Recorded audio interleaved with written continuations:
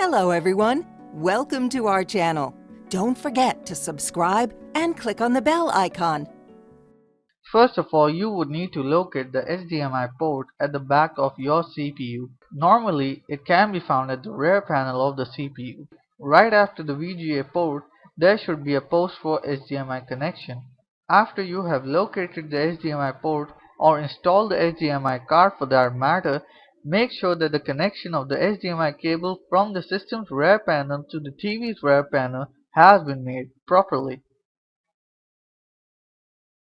Once done, you would be required to reboot your system. Once the system restarts, go to the control panel from the Start menu and choose the Display option.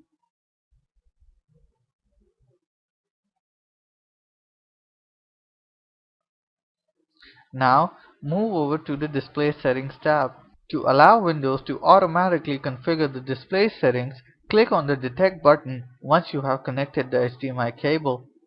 Once the settings have been made, you would be required to reboot your system once more. Thanks for watching. If you enjoyed this video, please make sure to give it a thumbs up and subscribe to our channel.